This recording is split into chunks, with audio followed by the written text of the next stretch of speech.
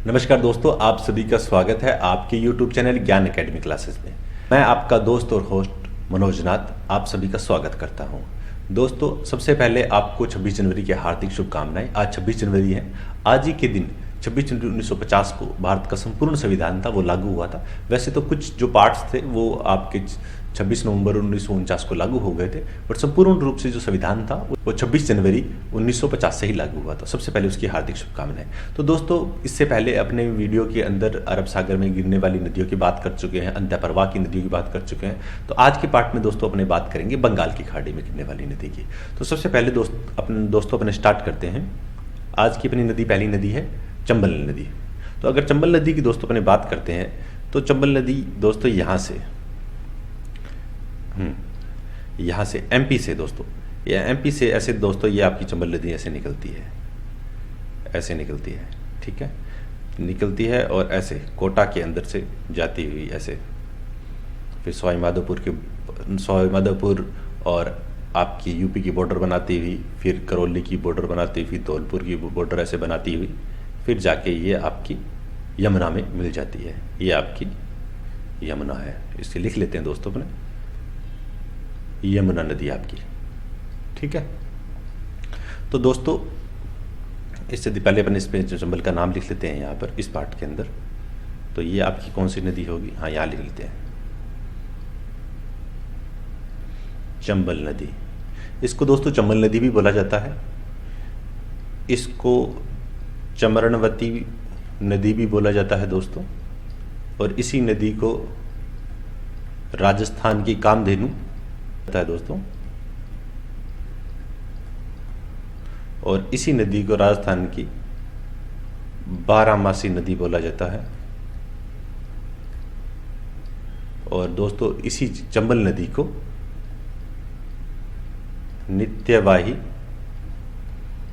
नदी बोला जाता है दोस्तों। तो इस प्रकार से इसके काफी नाम है, चंबल नदी भी है, चरणवती भी हो गया, राजस्थान की कामधेनु हो गया, बारहमासी हो गया, नित्यवाही नदी हुआ। इन भिन्न भिन्न प्रकार से दोस्तों इस चंबल नदी को बुलाया जाता है। इसके अंदर जो ये आपकी जो ये नदी है वही सिस्टम अपना यहाँ से उद्गम होती है और यहाँ पर स्टार का मतलब विलुप्त होती है। तो दोस्तों जो यह नदी है, यह नदी आपकी एमपी के अंदर इंदौर जिले के महू के निकट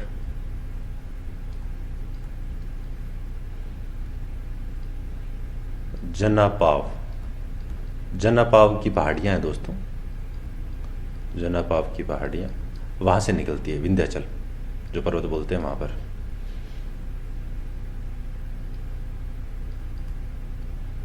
विंध्याचल पर्वत से दोस्तों इसका उद्गम होता है। इस प्रकार दोस्तों यहाँ से इसका उद्गम होता है और एमपी से बहती हुई आपकी यहाँ से चित्तौड़ से होती हुई, क्योंकि चित्तौड़ का पार्ट बना हुआ है, यहाँ पर आपका बांध बना हुआ है। उसके बाद कोटा में बहती हुई इस प्रकार से, फिर सवाई माधोपुर, ये आपका सवाई माधोपुर हो गया, ये आपका करौली हो गया, ये आपका दोस्तों धौलपुर हो गया। इस प्रकार बहती हुई जाके यमुना मिल जाती है। अब दोस्तों इस पर क्या क्या चीज़ खास है उसकी अपने बात कर लेते हैं। तो दोस्तों सबसे पहले जो ये नदी है आपकी, इस नदी पे क्या होता है, और सबसे पहले ये नदी है जो दोस्तों, चलिए यहाँ लिख लेते हैं। सबसे पहले दोस्तों यह नदी है जो वो एमपी के अंदर आपका गांधी सागर बांध है, जो आपका गांधी सागर बांध वो बनाती है। यानी इस नदी से पहले एमपी में गांधी सागर बांध बना है। उसके बाद चलते हैं दोस्तों, तो चित्तौड़गढ़ की बात करें तो राणा प्रताप सागर बांध, इस पर सबसे पहले राणा प्रताप सागर बांध दोस्तों अपना इसके अंदर आता है। उसके बाद चित्तौड़ के अंदर ही फिर आपका आता है भैंस रोड गढ़, जो आपका आता है वो आपका अभ्यारण्य दोस्तों आता है। तो सबसे पहले एमपी में आपका गांधी सागर बांध आएगा दोस्तों। उसके बाद चित्तौड़ की बात करें तो राणा प्रताप सागर बांध आएगा। फिर चित्तौड़ के अंदर ही आपका भैंस रोड जो अभ्यारण्य बना है दोस्तों वो आता है। उसके बाद में अंदर ही दोस्तों इसके अंदर यहाँ पर ही आपका आता है चूलिया जलप्रपात। उसके बाद दोस्तों ये आपकी कोटा के अंदर, कोटा में प्रवेश करती है कोटा के अंदर जब दोस्तों जाते हैं तो उस कोटा के अंदर सबसे पहले ये बना था आपका जवाहर सागर बांध दोस्तों, जवाहर सागर बांध है वो आता है। वहीं पे इसके अंदर जवाहर सागर अभ्यारण्य आ जाता है दोस्तों। और जो आपका जवाहर सागर बांध है ये आपका पिकअप बांध है दोस्तों, पिकअप बांध है। जवाहर सागर दोस्तों बांध आता है, उसके बाद दोस्तों अपना इसके अंदर आता है कोटा बैराज बांध आता है दोस्तों, जिसका सिंचाई के लिए इस्तेमाल किया जाता है, उपयोग किया जाता है। कोटा बैराज आता है, उसके बाद में दोस्तों इस पर आता है राष्ट्रीय चंबल अभ्यारण्य।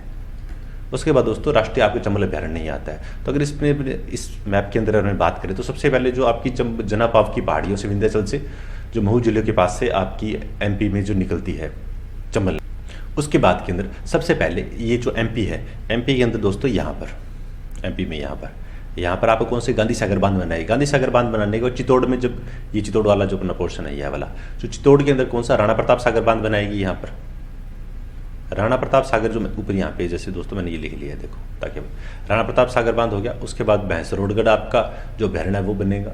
उसके बाद चूलिया प्रपात है, जलप्रपात है, वो बनेगा। फिर कोटा के अंदर जाने के बाद में ये आपका जवाहर सागर बांध और जवाहर सागर अभ्यारण्य इसी के अंदर बना हुआ, पास के अंदर वो रहेगा जो पिकअप बांध बना हुआ है। उसके बाद कोटा बैराज आपका बांध बनाने के लिए, जो सिंचाई के लिए इस्तेमाल किया जाता है, उसके लिए है। उसके बाद में राष्ट्रीय चंबल, कोई चंबल नदी है तो चंबल, जो चंबल आपका अभ्यारण्य बना है वो इसी नदी पे से बना हुआ है।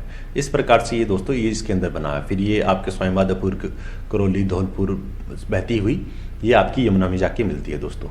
इस प्रकार से यह नदी है। इसके अंदर जो इसकी बात करें तो दुनिया के अंदर, चलो यहाँ पे लिख लेते हैं, तो दुनिया के अंदर सबसे ज़्यादा जो अगर बात करें 100 किलोमीटर पर 3 बांध बने हैं, तो 3 बांध 100 किमी पर वो इसी में बने हुए हैं।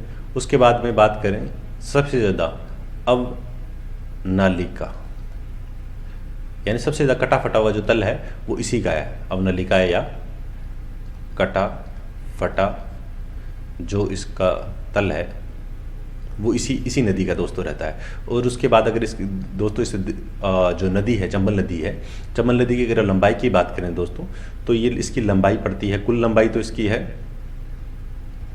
966 किलोमीटर है दोस्तों इसकी। राजस्थान में अगर बात करें तो 135 किलोमीटर राजस्थान में रहती है दोस्तों। अगर बात करें तो जो अंतर्राज्यीय सीमा है, अंतर्राज्यीय सीमा वो करीबन 241 किलोमीटर जो अंतर्राज्यीय सीमा दोस्तों ये नदी बनाती है। तो इस प्रकार से इस नदी की अपने बात करते हैं इसमें। तो चंबल नदी के पास में ही आपकी इसके अंदर पार्वती नदी आती है। जो पार्वती नदी है वो दोस्तों वो यहाँ से आपकी कलर अपने रेड कर लेते हैं।